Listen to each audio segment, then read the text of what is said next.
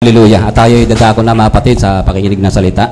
Naway ito yung ating dapat na pagtuunan ng pansin sapagkat ito yung sabi nga highest form of worship sapagkat hindi mo may bigay ang tunay na pinakamataas na pagsamba sa ating Panginoon kung hindi mo lubusang maintindihan ang mga salitang ipinapangaral.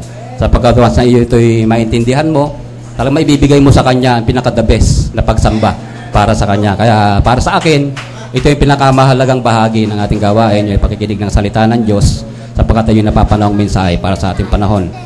Hallelujah. At awitin natin yung awit na I know I am the bride. Hallelujah. Bago ibigay sa ating pastor at tayo manda sa pakikinig ng salita ng Diyos.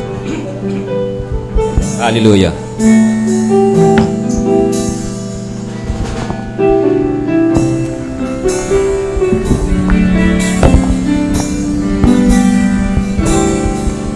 I know I am the bride that you're returning for, dressed in garments white and wrinkle-free. I have no earthly love that I am holding to. You're the one who means everything to me. And I will sing, I will worship you, I will bow myself down humbly at your throne. I will do anything, I will give everything to you, my Lord. Bisan pa, hallelujah. I know I am the bride. I know I am the bride that you're returning from, dressed in garments white and wrinkle-free. I have no earthly love that I am holding to. You're the one who makes everything to me. Hallelujah. Let's worship Him. I will sing, I will worship you, I will bow myself down humbly at your throne. I will do anything, I will give everything to you, my Lord. Bisan pa for the last time, hallelujah. I will sing forever, I will worship you, I will bow myself down humbly at your throne. I will do anything, and I will give everything. Amen. My Lord. Glory, glory to God. Hallelujah. I will do anything, and I will give everything to you, my Lord.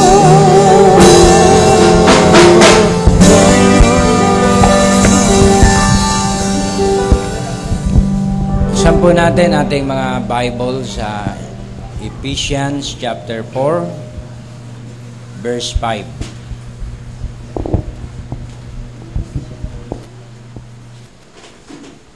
At sa Philippians chapter 2. Unahin mo natin Philippians 2.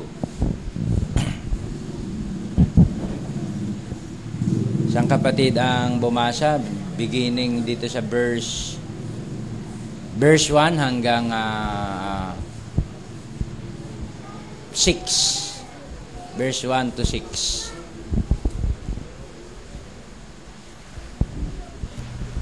Load. Ganito po ang pagkakasabi. Kaya nga, kung mayroong anumang kasiglahan kay Kristo, kung mayroong anumang kaaliwan ng pag-ibig, kung mayroong anumang pakikisama ng Espiritu, kung mayroong anumang mahinahong awa at habag, ay lubusin ninyo ang aking katuwaan upang kayo'y mga kaisa ng pag-iisip, mga taglay ng isa ring pag-ibig na nagkaisa ng akala, at isa lamang pag-iisip, na huwag ninyong gawin ang anuman sa pamamagitan ng pagkakampi-kampi o sa pamamagitan ng pagpapalalo, kundi sa kababaan ng pag-iisip na ipalagay ng bawat isa ang iba na lalong mabuti kaysa sa kanyang sarili. Huwag tingnan ng bawat isa sa inyo sa kanyang sarili, kundi ang bawat isa naman ay sa iba't iba. Magkaroon kayo sa inyo ng pag-iisip na ito'y na kay Kristo Jesus din naman. Last verse, na siya bagamat nasa anyong Diyos, ay hindi niya inaring isang bagay na nararapat pananganang pagkapantay niya sa Diyos. Amen. Praise God. Ephesians 4, verse 5.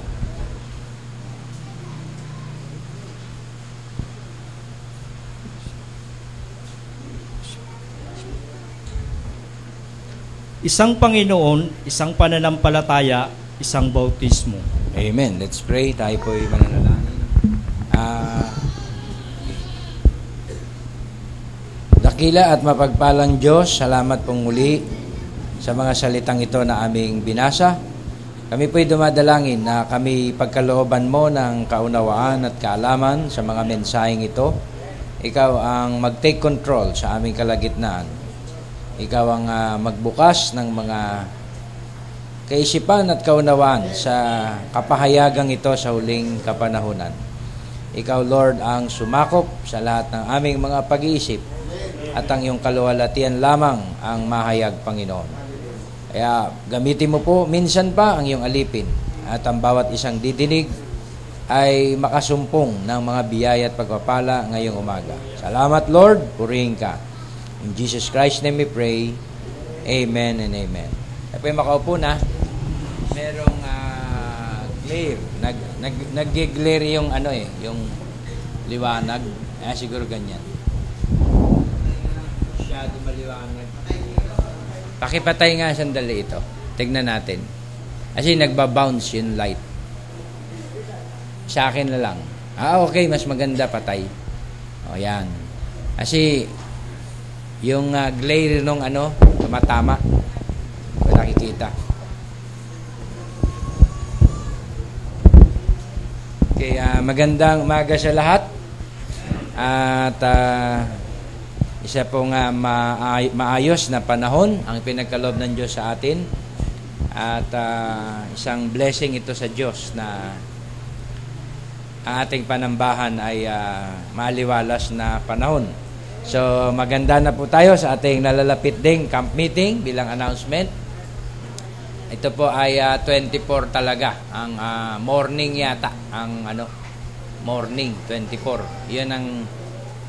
Yun ang panibagong napagkasunduan. 24 ng morning. Kaya, tayo po ay siguro mag-meeting.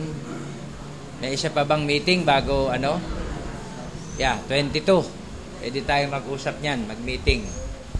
Okay, at mamaya, yung pong may mga burden, may mga contact na mga sasakyan, ay pwede po kayong sumama mamaya sa ating joint fellowship sa veterans.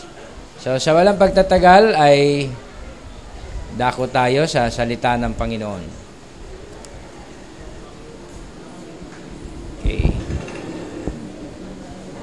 Sinabi niya sa Book of Philippians, di ba, sabi niya dito, fulfill ye my joy, okay, that you be like-minded, having the same love, okay, having the same love, being of one accord, of one mind. Ito yung tema po natin ngayong umaga. Amen? Na sinabi dito, having the same mind, the same love, being of one accord, of one mind. Kasi kailangan ay isa ang pag-iisip sa iisang lugar, di ba? Sa iisang dako, one accord. At meron ding isang pag-ibig sa isa't isa. So, yun po yung tunay na perfect harmony in these last days, di ba? Hindi po nagsasama-sama lang kayo. Kung wala naman doon yung perfect love, wala rin. Kung wala ding tinatawag na one mind, di ba? Sa tinatawag na aral at turo, wala rin. Di ba? Kaya, kinakailan kompleto. One mind sa turo, di ba? Ang tabi, having the same love, one to another. And of course, one accord. Kung saan naroon ang tinatawag na salita, doon nagkakatipon-tipon ng mga agila. Di ba? Sabi sa Matthew 28, wheresoever the body is, there is the eagles gathered together. Ang body po ay karkas. Ang karkas sa Bible ay bagong paslang.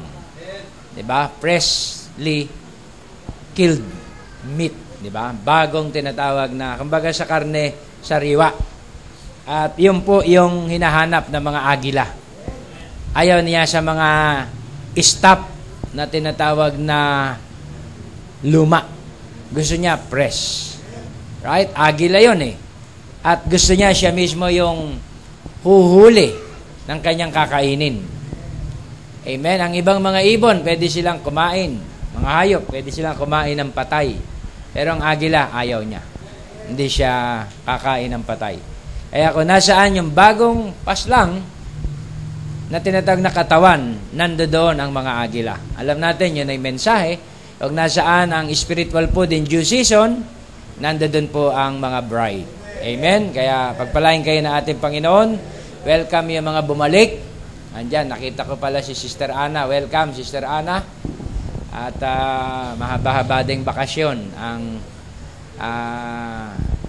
hindi natin nakita ang ating kapatid at ilang pang mga brothers na kasama natin, Brother John. At siguro sa walang pagtatagal, dadako tayo sa kanyang mensahe. Nais ko munang bumasa ng ilang mga introduction dito sa quote ng prophet. Okay? Sabi dito sa Christ revealed in His own word. My works are spirit and life. Jesus said that again. The word is the seed that a sower sow. We know what that's true. It's God in word form.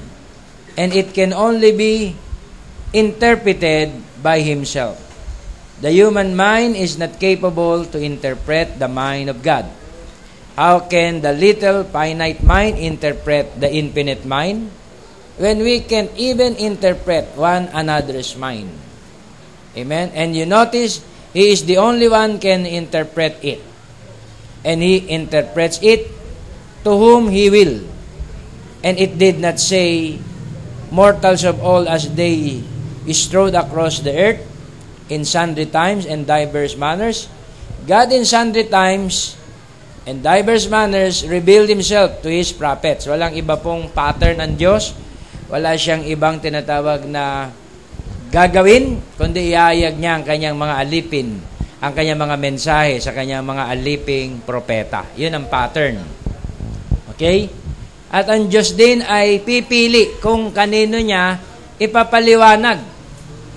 Diba? Ang kanyang salita. He interprets it to whom He will. Amen? I-interpret niya ito doon sa kanyang ibigin. Kaya sa uling panahon, maraming magsisiparot pa rito, knowledge shall be increased. Magsisik sila ng tinatawag na knowledge and wisdom. Pero sila'y magpe-fail at hindi nila makikita ang tunay na kapahayagan. Pero doon sa mga hinirang at pinili, masusumpungan nila ang tunay na kaunawaan. Ang mind of God ay magkakaroon sila ng tinatawag na understanding sa tunay na kaisipan ng ating Panginoon. Diba? Tayo ay finite mind, siya ay infinite, limitado tayo, siya hindi limitado. Pero kapag ang kanyang isip ay sumaatin, maunawaan natin ang kanyang mga pag-iisip. Kaya nga, meron tayong message noon, yung nakaraan, clear understanding. Nakita natin na ito'y nakamit natin sa pamamagitan ng kaisipan ng Diyos na binigay sa atin. Sa pamamagitan ng spiritually minded, amen, tayo po ay nagkaroon ng kaunawaan Amen, tungkol sa tinatawag na mga bagay na nalihim at natago. Dahil sa huling panahon na ito, marami po ang nag-presume, marami nag-attempt, marami nag-interpret ang tinatawag na God's Word. Pero ang Diyos, wala pong iba siyang tinatawag na paraan. Isa lang ang kapamaraanan niya. Hindi niya ibibigay sa marami ang interpretation. Ito'y sa isa lang. Amen? Dahil hindi sa mga kapanahunan, hindi siya nagpadala ng tinatawag na higit sa 2 propeta. One at a time lang. Kasi po, confusion yun. Amen? Confusion kung may 2 propeta, diba? Sa isang panahon. Diba? Magdidebate, yun tinatawag na 2 propeta. Now, yung panahon ng 2 witnesses, hindi po yun sakop sa panahon na ito ng dispensation. Yun, mga kapatid, ay panahon na ng tinatawag na atonement ng mga Hudyo. Kaya nagsugo doon ng 2. Pero ang tinutukoy ni Barbanam, ang Diyos ay hindi magpapadala ng higit, mga kapatid, sa 2. Higit sa 1. Dahil nais ng Panginoon, magkaroon lang ng tinatawag na isang interpretation sa salita. Can you say amen? Hallelujah. Kaya doon yung kanyang infinite mind ay mahayag sa atin sa pamamagitan ng tinatawag na isang boses at isang interpretasyon. Nais ko pang basahin ang isa pang quote. Moses had the word. There wasn't a group came down. There wasn't just the Pharisees or the Sadducees, or it wasn't a certain sect or a clan. It was Moses. He got one. He can't get 2 or 3 different minds. He takes one man. Moses had the word, and Moses alone. Joshua even did not have it. No one else had it. Amen. Joshua was a general. Joshua was a commander of the army. Joshua was a believer, a Christian. But Moses was a prophet. The word can't come to Joshua. It's got to come to Moses. He was the major prophet of the hour. Amen? Kaya, hindi po pwedeng tumaas si Joshua kay Moses. As long na si Moses ay nabubuhay. As long na ang panahon ay nasasakop ng ministry ni Moses. Nakukuha nyo, mga kapatid?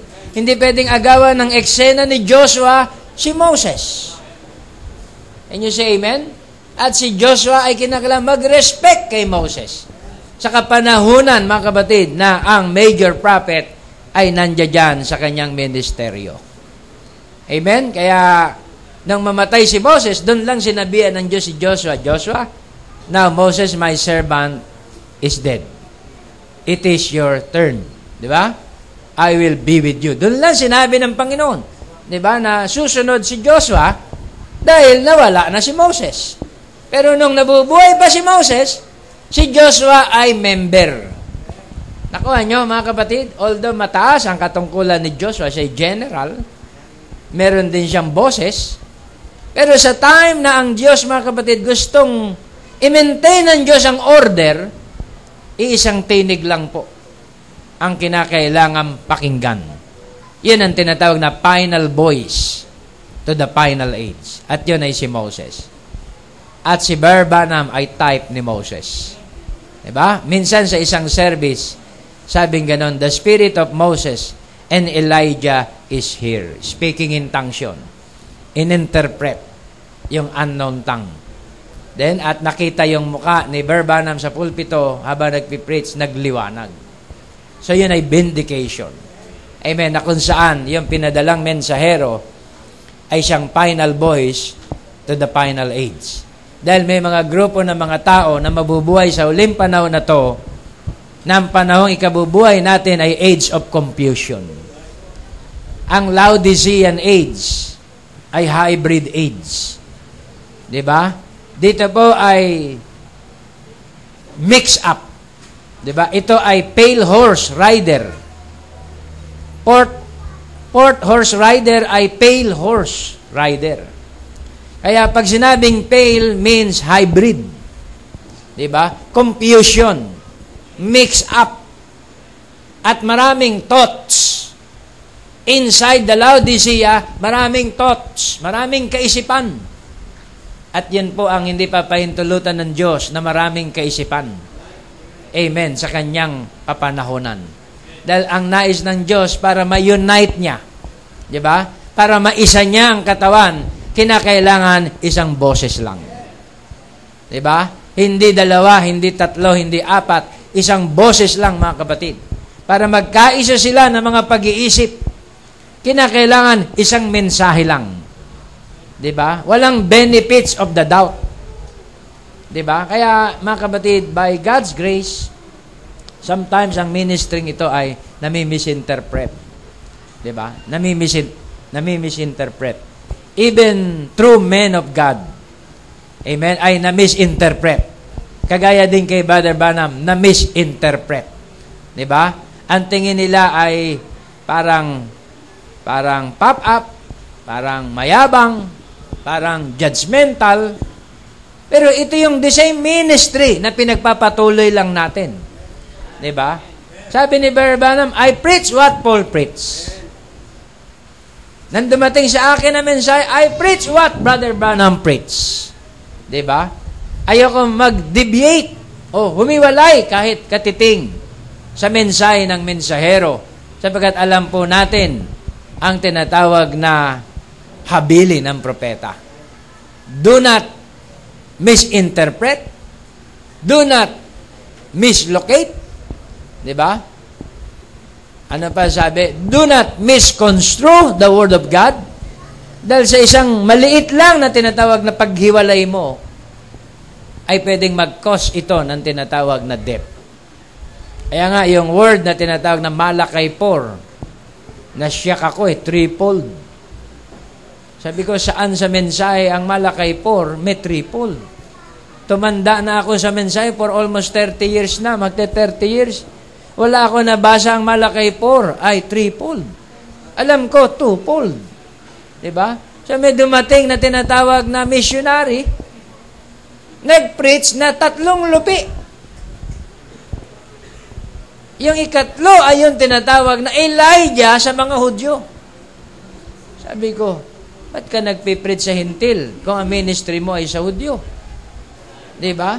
Tinapos ni Brother Branham ang Malakay 4. Ang sabi nga na, He will send you Elijah. Okay? He shall turn the hearts of the fathers to the children. Sa time ni John the Baptist na ganap. And the hearts of the children to their fathers. Sa time ni Barbana, Malakay 4. Lest I come, yun ang sumunod, and smite the earth with a curse. Wala na eh. Di ba nakuha nyo?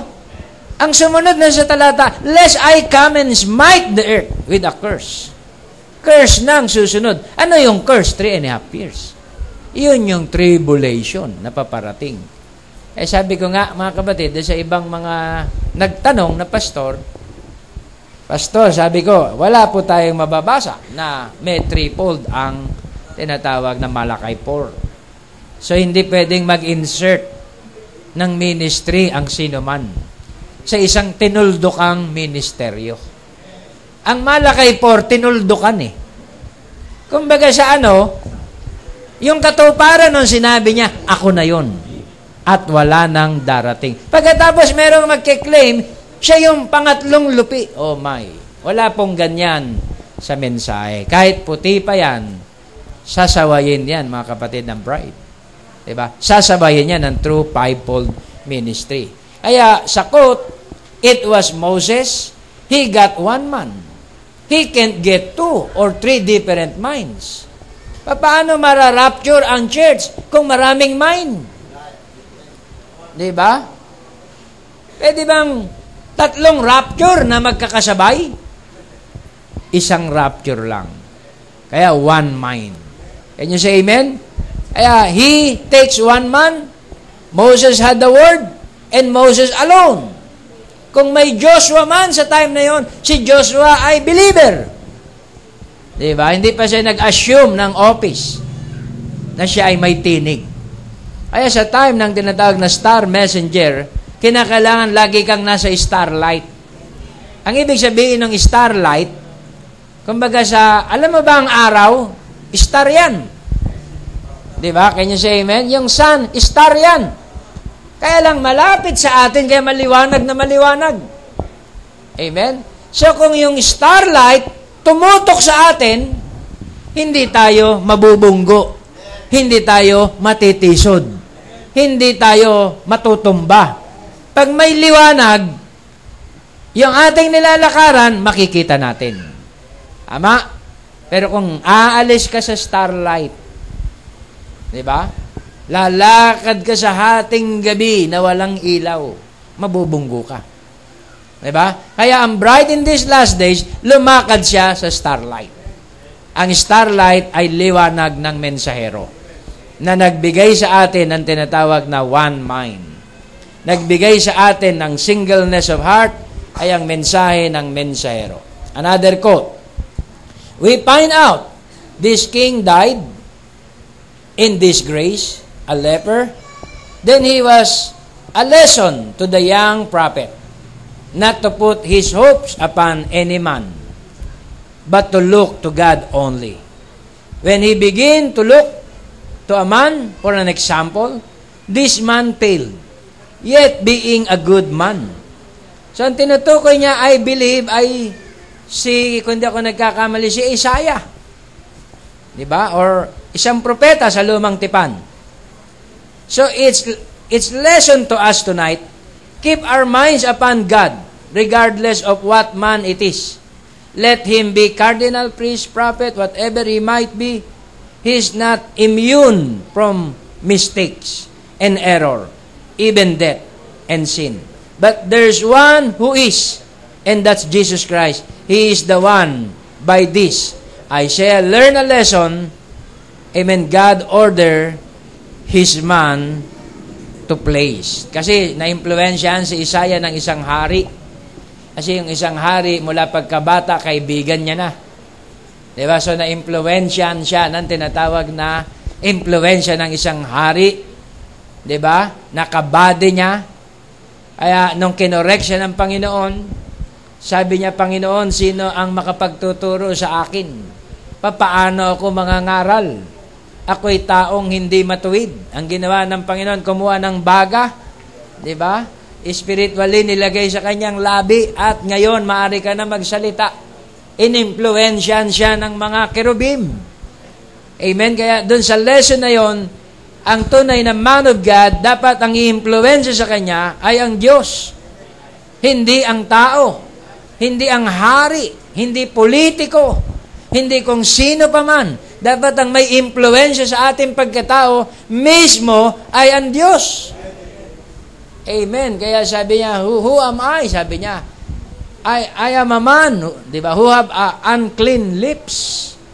Kasi nagamit yung kanyang mga dila sa mga, siguro sa masasama, sa paninira. Kasi ano siya, kadikit siya ng isang hari. Di ba? Pero siya'y propeta. At nais ng Diyos na siya'y suguin. Pero kinakailangan siyang ma-circumcise sa kanyang labi. Tayo po, mga mananampalataya, di ba? Bago tayo gamitin ng ating Panginoon, ay lilinisin niya tayo. Dadalhin niya tayo, mga kapatid, sa tinatawag na iisang kaisipan at sa iisang pagtuturo. Okay. Kagaya na nangyari dito sa Book of Acts, merong all things in common. Amen, na naganap. Okay? Tignan natin kung paano nagsimula doon sa Garden of Eden yung all things in common. God settled in one time how He will save man. That was in the Garden of Eden under the shed blood. We tried every other system, from pig lips to education, psychology, denomination of systems, and so forth. And every bit of it has been rejected, and it never has worked. It never will work. God will only meet man under the shed blood. And that's the only place that He'll ever meet him. Because that was His first decision. He'll never meet men under any kind of ethical system. He'll never, no way in the world, just come right back to God's way. Kaya yun ang unang pattern ng Diyos sa Garden of Eden. Amen. Nakatagpuin niya lamang ang tao under the shed blood. Hindi pwede yung naisip ni Adan. Hindi pwede yung naisip ni Eva na pig lips. Hindi pwede yung naisip ni Nimrod na Babylon o Tower of Babel. Hindi po pwede yung mga naisip nila Esau. Diba? Na kung saan ay tinatawag na religious offering. Hindi po pwede. Sabing ganon, kinakailangan ito ay nasa shed blood lang. He'll never meet men under any kind of an ethical system. He'll never, no way in the world. Just one right back to God's way. That's what He said first. And He is infinite. Cannot change. And is always the same. And that's where He meets men. There only. That's the reason we fail to have fellowship today. Kaya maraming nagpe-fail. Diba? That's the reason we fail to have fellowship today. That's the reason the church is so separated. Yan ang nangyayari kaya nagkakawatak-watak, nagkakahiwalay-hiwalay ang mga simbahan sapagkat hindi sila nanatili sa tinatawag na iisang pattern. That's the reason we fail to have fellowship today. That's the reason the church is so separated. Because each one separated in a system. And when they do that, then God turns them down right there. He wants us to meet under the blood, where we have all things in common down by the cross. Then, in-expound natin, ano ang blood? Ang blood, hindi yung chemistry. Tama? Yung blood, hindi yung literal na pula na tumulo sa Kalbaryo. Natuyo na yon 2,000 years ago. Ang blood is every word. Diba? You are entitled to every word. At yun ang token. Kapag ang believer, mga kapatid, nanampalataya na sa every word, diba? Entitled na siya sa token. Nasa kanya na ang tinatawag na karapatan. At ang token, mga kapatid, ay authority mo. Ito'y access. Access saan? Sa mga divine promises. Diba? Marami po tayong pinagpe-pray. Hindi dumarating. I-check natin. Baka wala pa ang token. Diba? Ang token pa lang ang nandyan. Hindi pa talaga token. Kasi ang token ay complete. Ang token, mga kapatid, ay kagaya ng preaching natin, yung tinatawag na accumulation. Diba? Ng lahat ng tinatawag na virtue ng Diyos. Ang token ay accumulation ng lahat ng blessing ng Diyos. Ang token, mga kapatid, ay complete. Ano man ang ipag-pray mo, kapag yan ay ilagay mo under the token, ang Diyos ay didinig.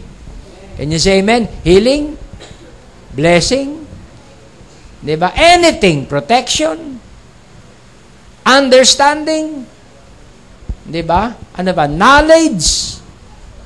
Lahat-lahat, mga kapatid, ang token ay complete. Complete blessing ng Diyos na binigay sa uling kapanahonan na to na pwede mong makuha. Diba? Tayo po, mga kapatid, ay beneficiary ng tinatawag na token. Imagine, ang token, loved ones mo, pwede mong bitbitin. Diba? Paalis na tayo, anak. Ano pang ginagawa mo? Halika! Nakasamang bigla. Hindi pa ready yung anak mo, hindi pa ready yung loved ones mo. Then magra-rap yun, binitbit mo, halika, alis na tayo. Can you say amen? Grabe yung benepisyo ng token. Kagaya kay Rahab. Si Rahab lang ang handa. Ang buong sambayan ni Rahab, hindi pa. Si Rahab lang ang worshiper sa Diyos. Amen? Ang buong sambayan niya, hindi pa. Pero nag-share si Rahab, just once more, ngayong gabi lang, please. Diba?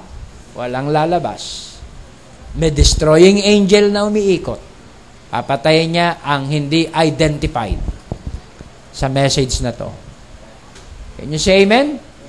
Totoo ba, ate? Totoo ba, anak? Totoo. Minsan lang, pakinggan nyo ako. Dahil nakausap ko ang 2 spies. Tinago ko sila dun sa Kisame. Hinahabol sila ng mga tinatawag na mga taga-lupain natin. Nangako sila, kung sila ay itatago ko, ililigtas ang ating buong sambahayan. Totoo, ate. Totoo. Tignan ninyo ang sign. Ayan na, ang sign. Diba?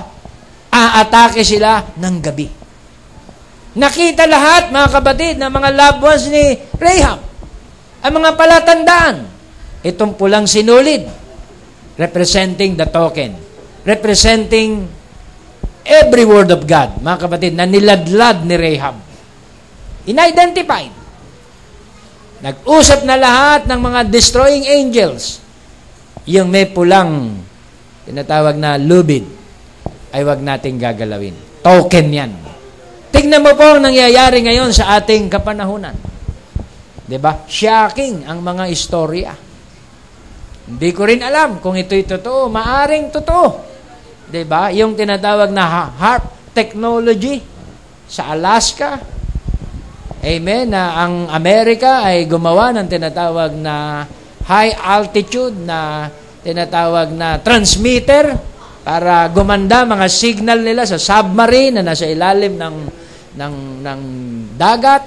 Gumanda ang signal nila sa mga lahat-lahat ng mga aircraft. Diba? At sirain ang mga signal system ng ibang mga kalaban. Then hahantong sa isang tinatawag na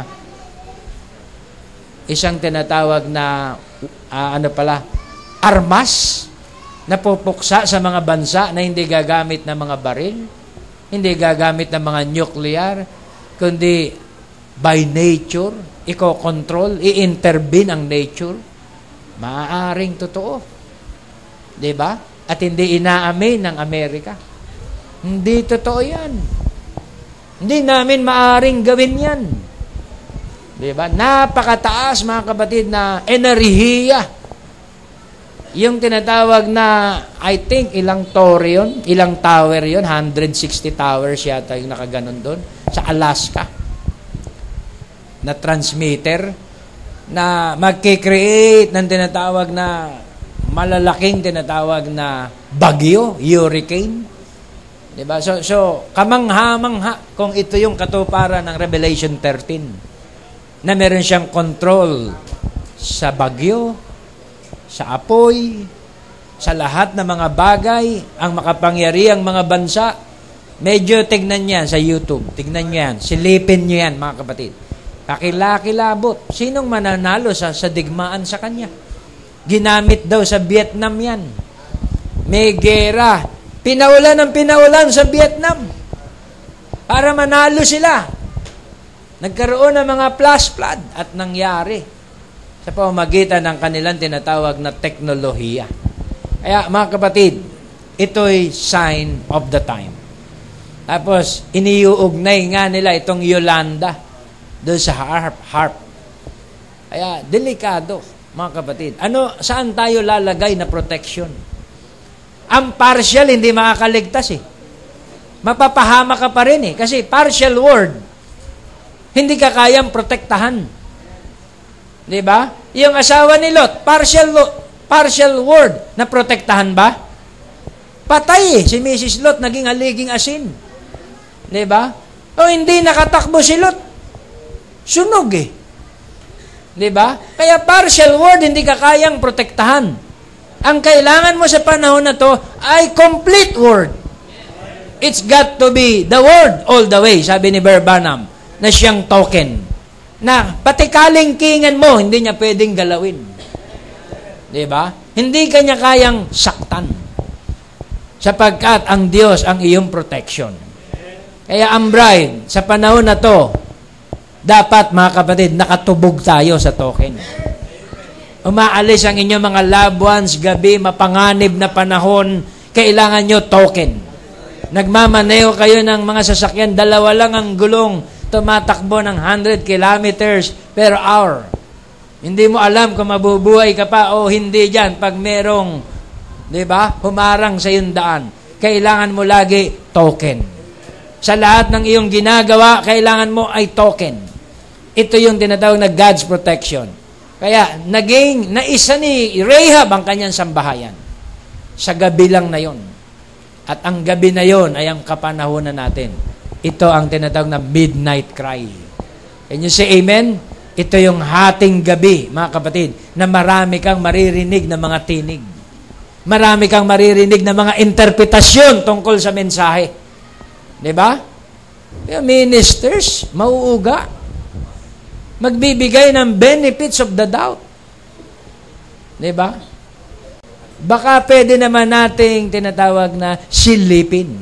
Ay, hindi talaga pwede. Mali talaga. Sabi ko tuloy sa pulpito, parang ang askad ng dating eh. Dahil wala talagang sinabing ganyan ang propeta. Kaya sa panahon na ito, mga kapatid, hallelujah, ang ating protection ay ang pag-stand natin kung saan naroroon yung tinatawag na final voice. Can you say amen? Pag nag-stand tayo doon sa iisang tinig, maliligtas tayo sa maraming mga boses. Pag marami ng mga boses, confusion na. Diba? Tama? Pag marami ng mga tinig, malilito ka na. May tinig sa kanan, may tinig sa kaliwa, may tinig sa unahan. Saan na ako pupunta? So doon, kinakailangan mo ang isang tinig.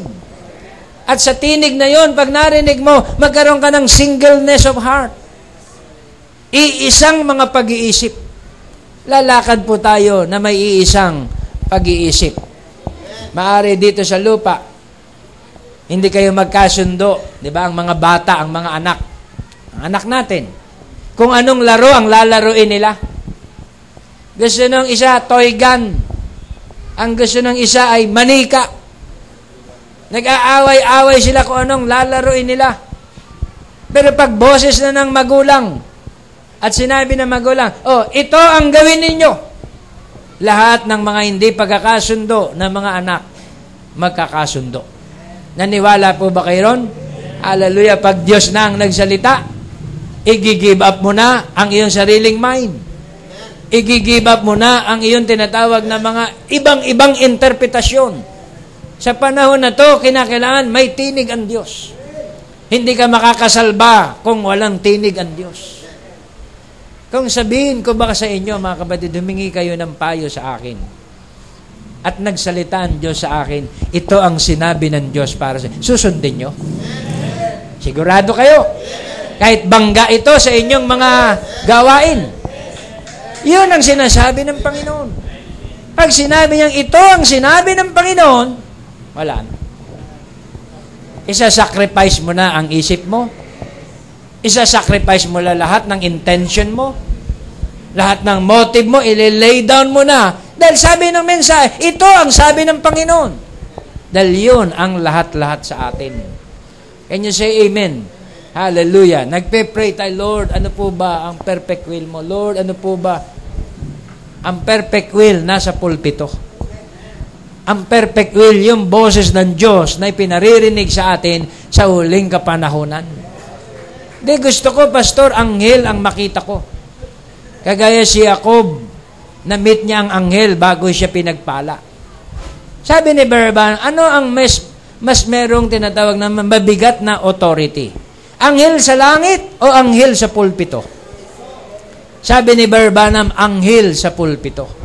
Dahil ang anghel sa langit ay espiritu. Hindi mo pwedeng makausap ng, di ba? Heart to heart, kagaya sa flesh. Diba? Pero ang anghel sa pulpito ay pwede kang paalalahanan.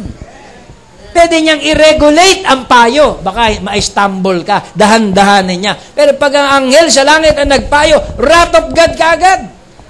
Diba? Patay kung patay. Pag angel of God, nakita mo kay Balaam? Sabi nung asno, buriko, Balaam, may anghel, may tabak.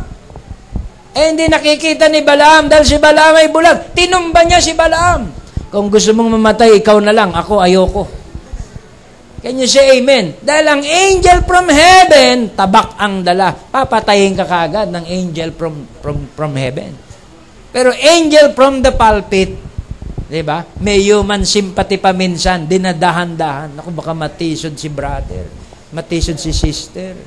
Di ba? Iniintay ka niya na mag-mature sa mensahe.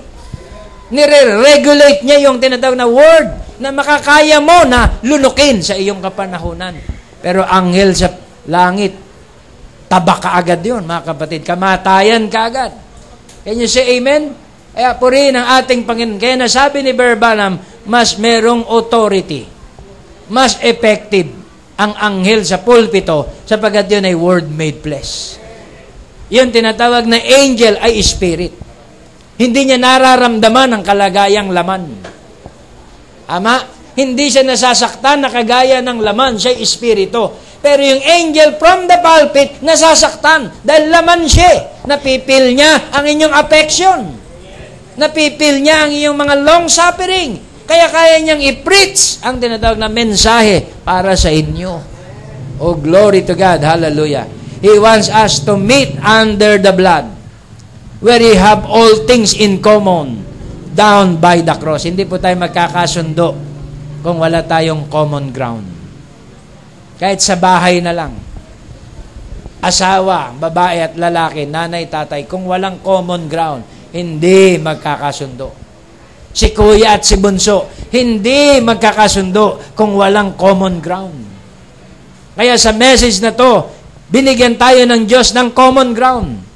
At yun ang tinatawag na He wants us to meet under the blood.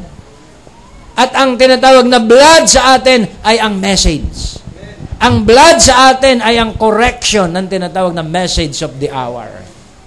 Diba? And you say amen. Doon tayo magkakasundo. Doon tayo mag-harmony lahat bilang magkakapatiran. Oh, glory to God. Another quote. Nice kong i-quote ito. And now, if you do not have a church home, we invite you here to come and fellowship with us.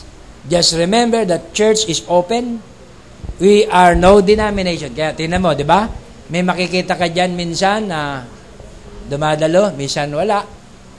Di ba? Naka-open ang church natin. Okay? We are no denomination. And I hope and trust that it will never be a denomination, just a fellowship, where men and women and boys and girls meet around the table of God and fellowship around the Word. And we have all things in common. Kaya mga kapatid, dito sa fellowship na ito, meron tayong tinatawag na iisang pinagkakasundo ang lahat. Diba? Meron tayong tinatawag na agreement sa isa't isa. Ang fellowship natin dito, meron tayong all things in common. Now, ano yung all things in common natin dito? Yun yung tinatawag na word for today. Can you say amen? Hallelujah. Sa iba-ibang mga gawi, iba-ibang gawa, hindi tayo nagkakaisa. Pero kapag ang pinag-usapan natin ay yung word for today, tayo ay iisa. Can you say amen? Hallelujah. Pagdating sa church, aalisin mo lahat. Ang problemang dinulot sa atin sa labas.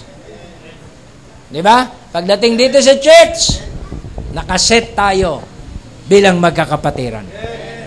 Love one another. Di ba? Support one another. Amen. Kung anong ayaw mong mangyari sa iyong masama, ay wag mo ring gawin sa iyong kapwa. Di ba? Dahil yun din ang tinatawag na dadanasin mo. Pag sinabing all things in common, kayo'y iisang katawan. Kahit yung sabihin mo, hinlalaki, may ingrown, naaasar ka na, gusto mo nang putulin yung dulo ng iyong hinlalaki. Hindi mo magagawa sapagkat yun ay bahagi pa rin ng iyong katawan. Diba? Ang kailangan mong gawin doon, gamutin. Diba? Meron tinatawag na healing. Kaya ang church, ang true church na mara-rapture, meron tinatawag na healing of the nation. Ang healing of the nation, hindi lang doon sa tinatawag na new heaven and the new earth. Ang healing of the nation ay sa atin nag-start. Diba? Healing of the word. Ang ate at kuyang laging magkaaway. Pag inaplayan ang word, magkakabati. Gagaling ang mga sugat na dinulot sa isa't isa. ang nanay at anak. Gagaling ang mga sugat na idinulot, mga kapatid, ng dyablo sa atin. Ang sister and brother na nagkaroon na ng sugat sa mahabang panahon ng mga taon. Dahil sa flesh, ay pagagalingin ang tinatawag na healing, ng tinatawag na tree of life. Ang tree of life ba nandito? Sabi ng message, she is the tree of life. Ang tree of life ay ang bride. Diba? Ang tree of life ay si Christ. Pero nung si Christ nahayag na sa bride, ang tree of life ay ang bride na. Kaya kung nasa kalipunan ka ng bride na merong one mind, meron kayong healing. Magkakasundo-sundo kayo. Kahit matagal ng rivalry yan, hingin nyong manifestation yan sa Diyos. Dalang hinihiling nyo, rapture eh. Hindi naman pwedeng sa rapture. Nasa 7th dimension na kayo, nakita kayo ng magkapatid. Hindi po pwede yun. Diba? Sa 7th dimension, may healing. Wala na pong ganong nature sa 6th dimension o sa 7th dimension. Kasi doon tayo pupunta lahat. Lahat ng dinulot sa atin na disappointment, diba? Pabigat ng mundong ito. Pagdating doon, hindi natin dadalin. Hindi mo mapapack up ang anumang mga problema na nandito sa lupa. Diba? E paano yan? Pastor, gusto kong baunin. Ibang destinasyon yun. Diba? Hindi mo mababaon. Dahil sa langit, one mind tayo lahat. Sa langit, meron tayong one love, one accord, one faith. Diba? One baptism. Hindi po iba-iba doon ang ating faith. One mind tayo doon sa langit. Walang clan-clan sa langit. Ngayon po, clanis ang flesh eh. O sige, ikaw, doon ka, ako dito. Clanis. Ang message, binibreak ang mga clan. Diba? Walang clan-clan sa message. Diba? Ang clan, mga kapatid, ay division. Diba? Subukin nyo ang aming clan pag hindi naghalo ang balat at tinalupan. Clan yun. Pag kinanti mo yung bunso, lagot ka sa panganay. Lagot ka sa lola. Lagot ka sa lolo. Clan po ang tawag doon, mga kapatid. Sa message, hindi tayo pwedeng mag-clan. Barkadahan system, hindi pwede sa atin. Diba? Maglingkod ka individually. Work for your own salvation. Pag dito sa local church, makipag-communicate ka sa Panginoon sa sarili mo. What is the new birth? The new birth is Christ. Personally, revealed to you. Hindi mo pwede sabihin, Lord, sabi po ng kapitbahay ko, born again na ako. Ano naman kinalaman ng kapitbahay mo sa new birth mo? Sabi po ng nanay ko, born again na ako. Ano naman kinalaman ng nanay mo pag nasa labas ka? It is individually, personally, revealed to you. Ikaw mismo ang makapagsasabi. Ikaw mismo ang makapagsasabi kung ikay na new birth na. Can you say amen? Yun pong ibig sabihin noon, mga kapatid. At kung ang bawat isa sa atin may new birth na, magkakaroon tayo ng singleness of heart. Hindi divide.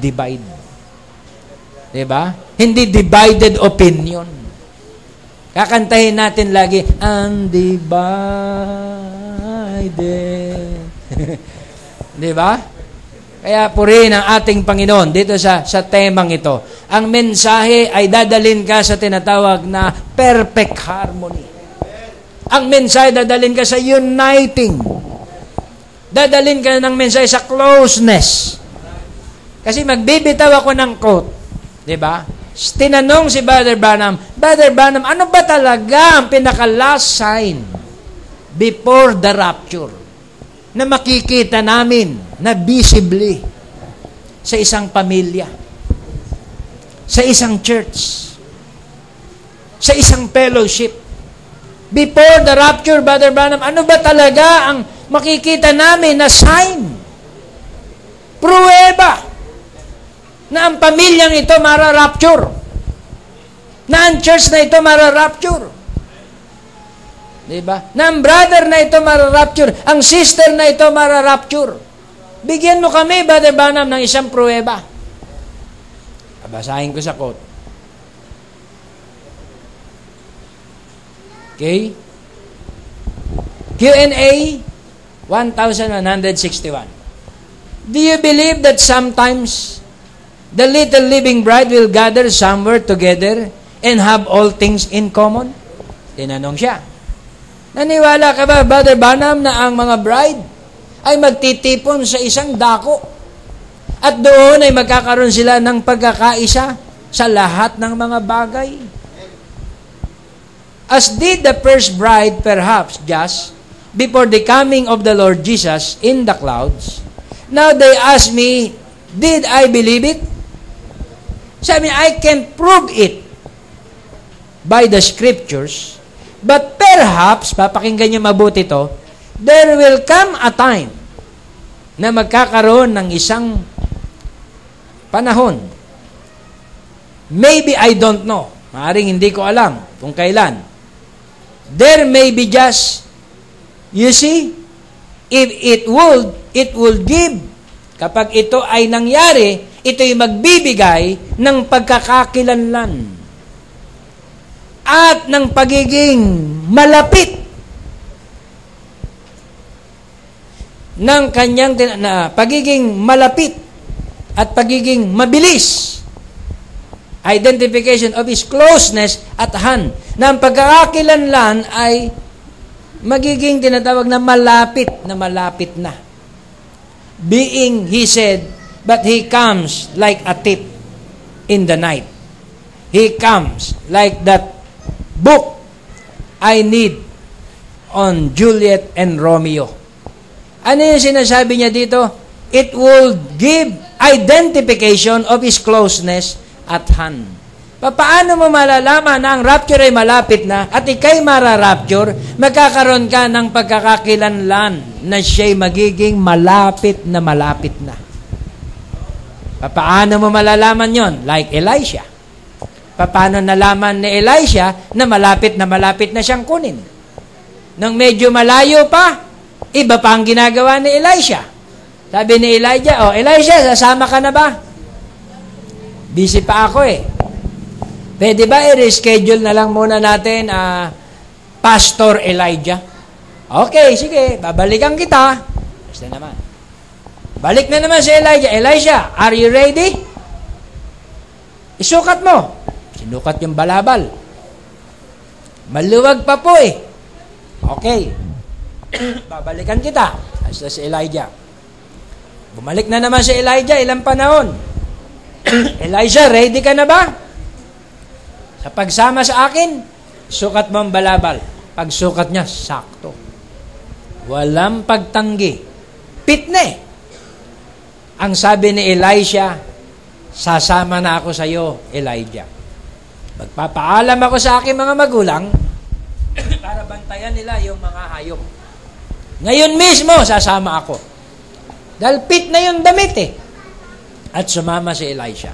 At habang siya ay kasama ni Elijah, may naramdaman siyang closeness sa isa't isa. Na ayaw niya nang umiwalay. Can you say amen? Ayaw na ni Elisha lumayo. Sabi ni Elijah, ba't hindi ka makigaya sa mga children of the prophets? Ayun may fellowship sila. Ayun may mga gathering sila. Ayoko. Alam ko, malapit ka ng kunin ng Panginoon. Kasi sa pagkuha sa iyo, may hinihiling ako.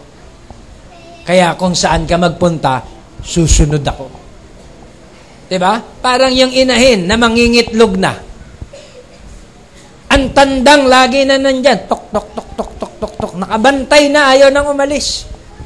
Hindi mo mauutosan ng tandang. Bakit hindi ka muna umalis? Matagal pa yan eh. Sabihin sa'yo ng tandang, hindi. Meron ng identification. Meron ng tinatawag na sign.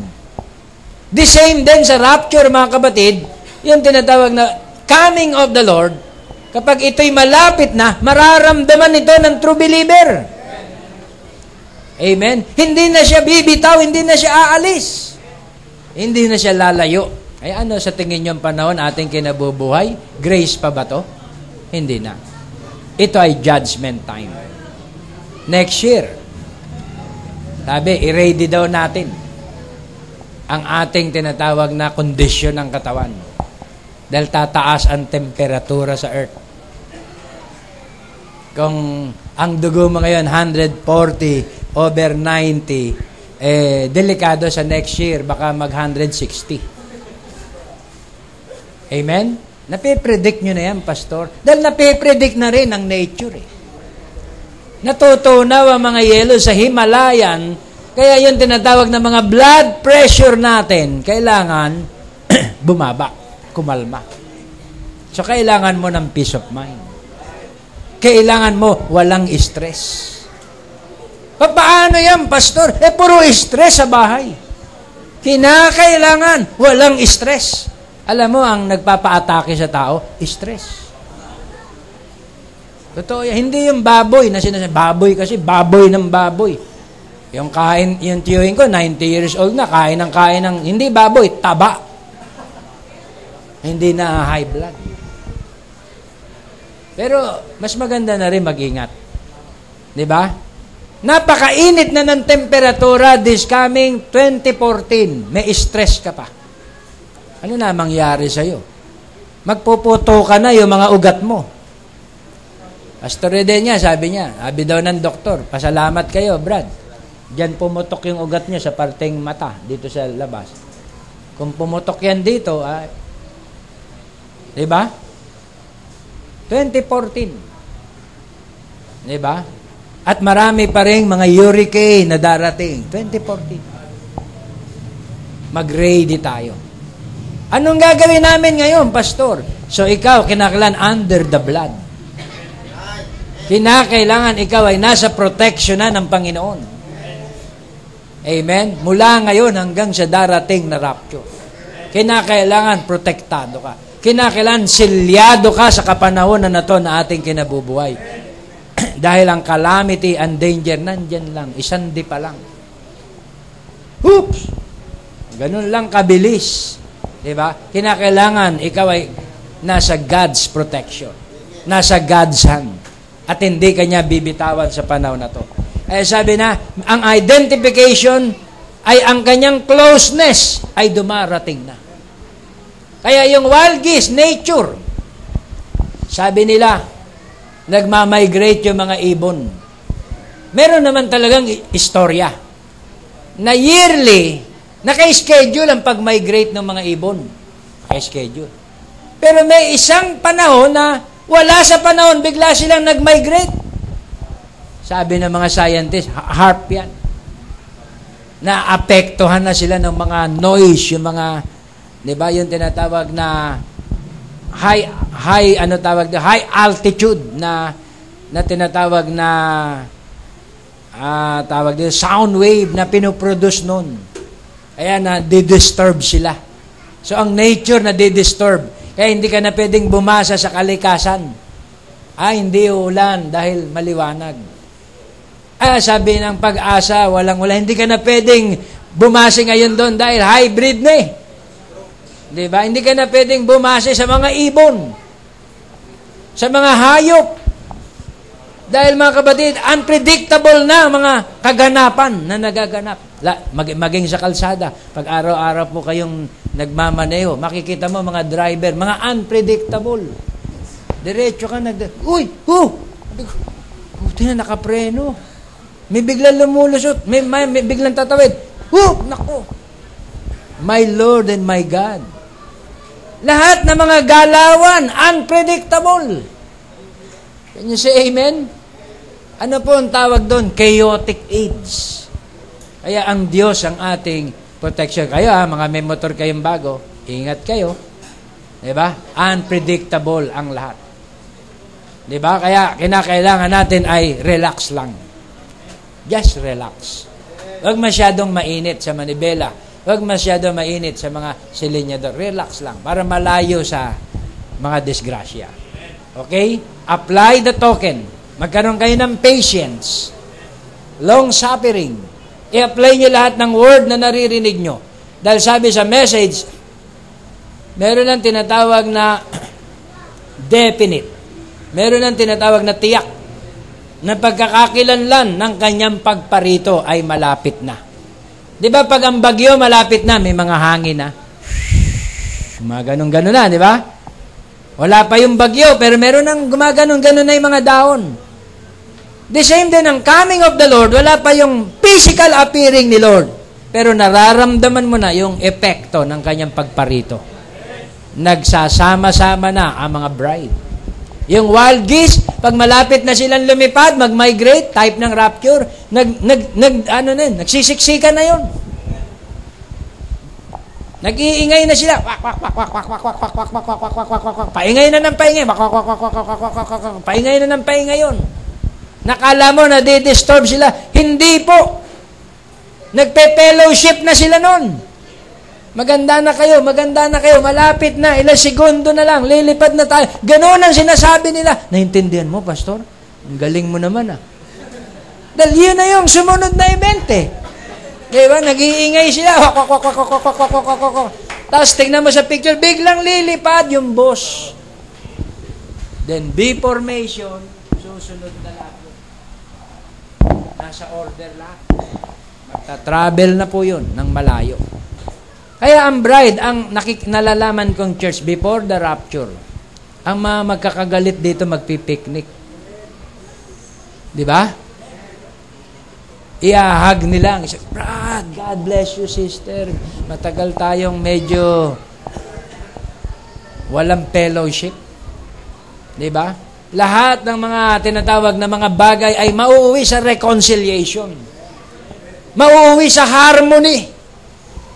Mauuwi sa tinatawag na one mind. Diba? Ang hindi kapares ang pag-iisip, isa-set aside ninyo. Ang pares ang pag-iisip, magiging iisa kayo before the rapture. Yun ang sign. Kung part kayo ng rapture, mararamdaman yun, mga kapatid, sa huling kapanahunan. Amen? Kung tunay mong kapatid ang isa't isa, mararamdaman mo na kayo ay magiging very close.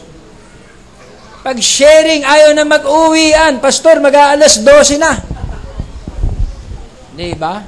Overtime lagi. Pati preaching, pati fellowship. Yun yung closeness ng bride. Diba? Yun tinatawag na stimulation ng revelation. Lagi niyong mararamdaman yun sa isa't isa. Sumigaw ang mga prophets. Elisha! Dating niya doon sa Gilgal. Alam mo ba na ang iyong Panginoon ay irarapture na? Alam ko, kaya nga ako identified na eh. Ano naman pakialam ng mga nasa Gilgal? Hindi sila naniniwala sa rapturing faith. Kaya hindi sila sumasama at gumagawa kagaya ni Elisha. Pagdating doon sa Jordan, Elisha, alam mo ba na si Elijah irarapture na? Alam ko. Kaya hindi na nga ako umiwalay. Sabi sa kanya na Elijah, Elisha, ano ba talagang nais mo? I want the double portion of your spirit. Mabigat, Elisha. Mabigat ang iyong inihiling. Pero kung makita mo ako na agawin ng Panginoon, mapapasa iyo. Para ma-rapture ka, kinakailangan makita mo ang hiwaga ng rapture. Rapture is a revelation. Faith is a revelation. Kaya ang rapture, mga kapatid, ay threefold. Kapag nakita mo ang revelation ng rapture, mara-rapture ka. Pag hindi mo nakita ang revelation ng rapture, hindi ka mara-rapture. Kaya kinakailangan bumukas sa iyo ang revelation ng rapture. Shout. Diba?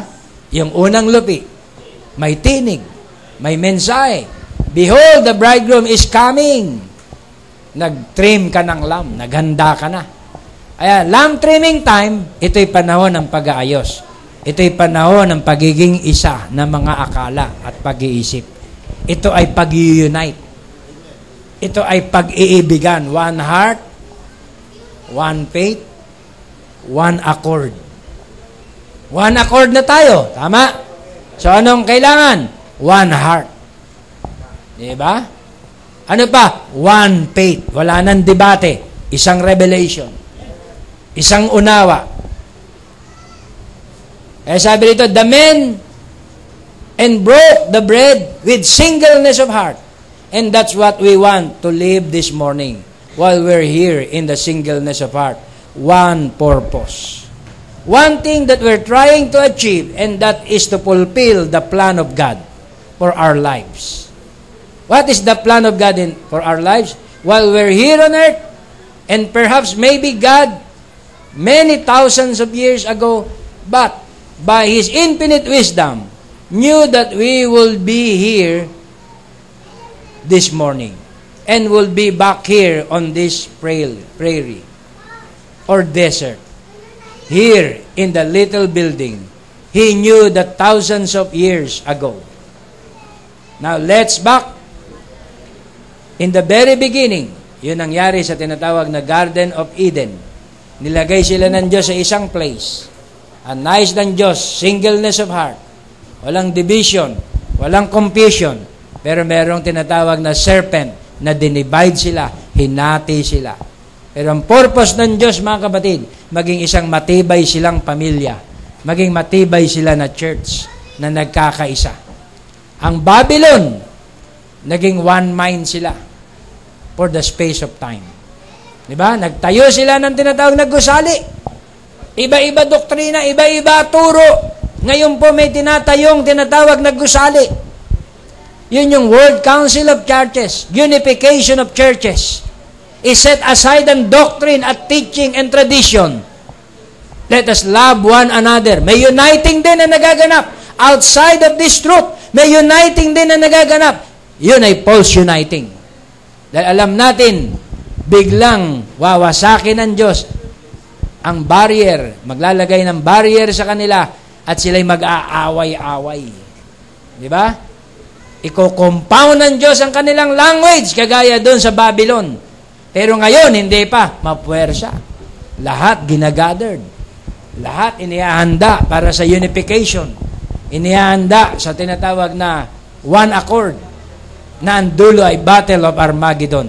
Ang bride din, inihahanda din sa uniting. At yun ay uniting with Christ. Yun ay rapture. Can you say amen? Oh, glory to God. Hallelujah. Kaya purihin ang ating Panginoon, ang bride ngayon ay hindi madadaya. They were all gathered in one place, in one accord, and they wasn't arguing whether they was Methodist, Baptist, or Lutheran. They were in one place, in one accord, expecting God to keep His word. For in Luke 24:49, before Pentecost, He said, "Tarry ye in the city of Jerusalem, until you're endued with power from on high." Acts 1 says, "When the Holy Ghost is come upon you, then you'll be witnesses of me in Jerusalem, Judea, Samaria, and to uttermost part of the earth." Kaya yun po ang sign. Sila'y nagtipon sa isang lugar. Okay, ito ang bride ngayon. Merong tinatawag na identification. Sila'y na-identified sa isang tinatawag na certain qualified group. Sabi rito, mga kapatid, it's individual, or the message then is broadcast to all, but though it is broadcast for all who come within the range of the message, pinangaral sa lahat, sila na napalapit doon sa tinatawag na range ng mensahe, that message is received individually. Ang mensahe kailangan tanggapin mo pa rin individually. By only a certain qualified group, in a certain way. Tayo yun, tinatawag na bahagi na yon. Each individual of that group is one who has the ability to hear what the Spirit is saying. Bawat membro ng certain qualified group, let's say sa church na to, ay may ability, may kakayanan na mapakinggan at sundin ang sinasabi ng Espiritu. Can you say amen? Hallelujah. Ability to hear what the Spirit is saying. Sa anong way? By the way of messenger. Hindi yung, may vision ako, pastor. Kinausap akong mag-isa ng Panginoon habang ako'y hindi yun ang ibig sabihin. Merong ability ka madinig ang sinasabi ng Espiritu sa pamamagitan ng preaching ng messenger. Nakuha mo? Nakaupo ako ng Wednesday, naintindihan ko. Yun ang ibig sabihin nun. dumalo ako ng Sunday. Pumutok yung revelation sa akin. Yun ang ibig sabihin nun. Bibigyan ka ng Diyos ng ability to hear what the Spirit is saying by the way of the messenger. Sino yun? Prophet. William Marion Branham. Those who hear, tayo na duminig, are not getting their own private revelation. Ay hindi ka kumukuha ng sarili mong kapayagan. O grupo na kumukuha ng tinatawag na kinolektang kapayagan. But each person is hearing and receiving what the messenger has already received from God. So malinaw mga kapatid, magbasa ka, mag-attend ka, mag-workout ka sa pamamagitan ng message, basahin mo. Dahil individually pala ang tinatawag na dealing ng Diyos sa revelation. Nakuha nyo mga kapatid? Each member, di ba? Each individual of that group has the ability to hear what the Spirit is saying by the way of preaching, by the way of the pastor, by the way of the messenger. Can you say amen? Puputok sa iyo ang revelation. What is the evidence of being baptized with the Holy Ghost? Sa time, mga kapatid, ng Book of Acts, while Peter is preaching, bumukas ang kanilang understanding. They received the baptism of the Holy Ghost. The same din ngayong umaga, mga kapatid. Habang nakikinig ka ng preaching, bubukas sa iyo ang maliwanag na kaunawaan sa mga ipinapangaral sa iyo tungkol sa mensaheng ito. Iyon ang baptism ng Holy Ghost. Kung meron ka na yan, sa umagang ito, mapalad ka. Dahil maiintindihan mo ang lahat ng sasabihin sa iyo ng Espiritu by the way of the messenger. God bless you all. Pagpalain kayo ng ating Panginoon. Hallelujah. Hahantong talaga tayo sa tinatawag na iisang tinig, iisang boses, iisang interpretasyon sa ating mga tinatawag na pananampalataya. Blessed be the name of the Lord. Umawit tayo ng isang awit.